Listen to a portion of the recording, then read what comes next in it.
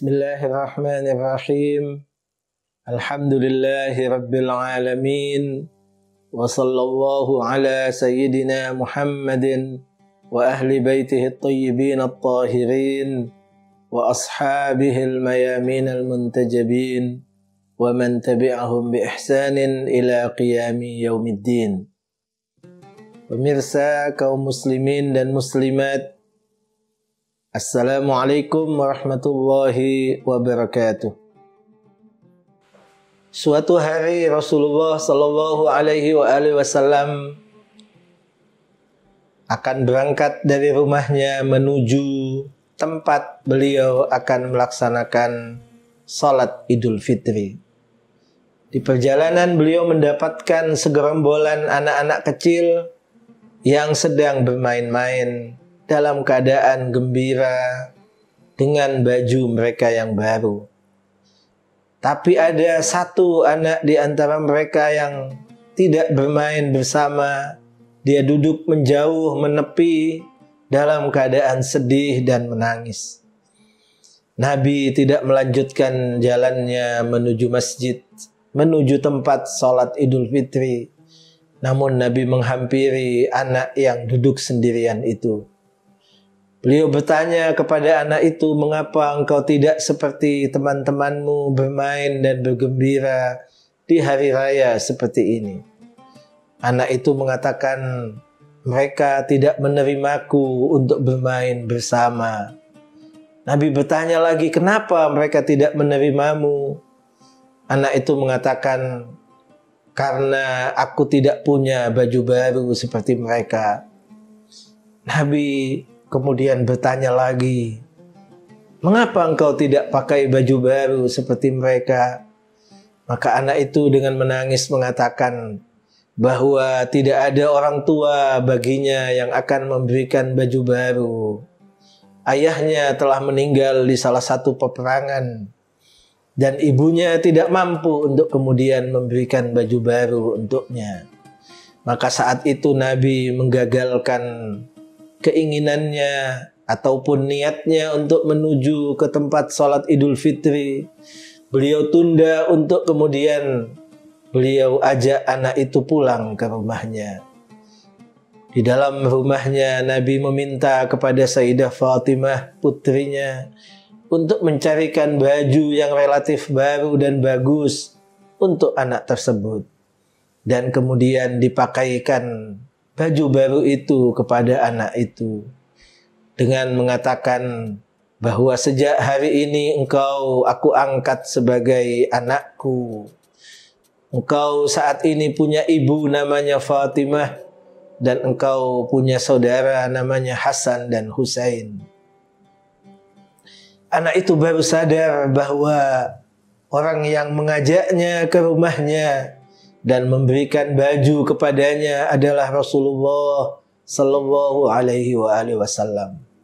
Dengan gembira anak itu kemudian meninggalkan rumah Nabi dan bergabung dengan teman-temannya bermain. Dan saat itu teman-temannya dengan heran melihat sesuatu hal yang tidak dia lihat tadi pada anak itu.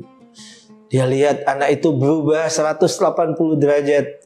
Yang tadinya sedih dan menangis, saat ini dia bergembira.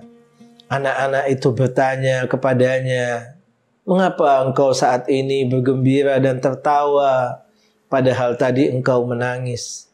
Anak itu kemudian mengatakan, betapa aku tidak bergembira. Ayahku adalah Rasulullah, saudaraku adalah Hasan dan Husain, serta ibuku adalah Fatimah. Anak-anak itu semua merasakan kebahagiaan dan kemudian bermain bersama. Cerita ini menunjukkan betapa Rasulullah Sallallahu Alaihi Wasallam adalah seorang pribadi yang tidak hanya menyampaikan kepada umat betapa agung dan betapa besarnya pahala yang diberikan oleh Allah kepada mereka yang memperhatikan nasib dan kondisi anak yatim. Tetapi Rasulullah Sallallahu Alaihi Wasallam mempraktekkannya sendiri. sehingga beliau mengatakan bahwa aku di sorga nanti akan bersama mereka yang mengayomi anak yatim seperti ini. Artinya mereka yang mengayomi anak yatim akan bersama dengan Rasulullah di sorga. Di bulan suci Ramadan seperti ini, mendekati hari raya Idul Fitri, menjadi sebuah kewajiban bagi kita semua untuk memikirkan nasib anak-anak yatim yang mereka tidak punya pengayom, yang mereka tidak punya orang tua, seperti anak-anak lainnya yang menyiapkan baju baru untuk anak-anaknya, yang menyiapkan segala kebutuhannya untuk sekolah ataupun untuk yang lainnya.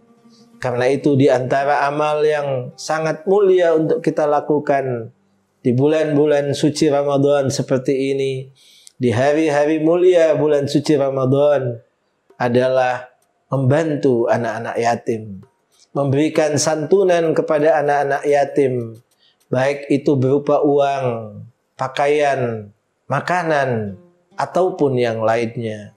Terlebih lagi ketika kita mampu untuk membantu mereka sehingga mereka tidak terputus sekolah, untuk kemudian mereka belajar sebagaimana layaknya anak-anak seusianya.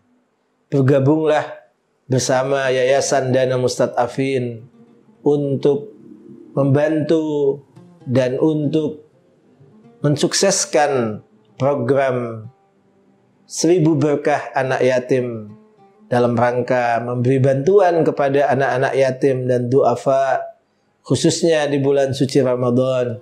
Dan tentu kita akan lanjutkan pada bulan-bulan berikutnya dengan menyantuni mereka, memberi pakaian kepada mereka, memberi kebutuhan hidupnya, serta memberi biaya pendidikan kepada mereka yang membutuhkan, khususnya anak-anak yatim yang telah ditinggal oleh orang-orang tua mereka. Mudah-mudahan setiap kita sedikit atau banyak mampu untuk mensukseskan program ini, sehingga kita juga akan bersama Rasulullah Sallallahu Alaihi Wasallam kelak di surga sebagai imbalan terhadap apa yang kita lakukan saat ini, membantu mereka yang membutuhkan, khususnya anak-anak yatim yang telah ditinggal mati oleh ayah-ayah mereka. Wassalamualaikum warahmatullahi wabarakatuh.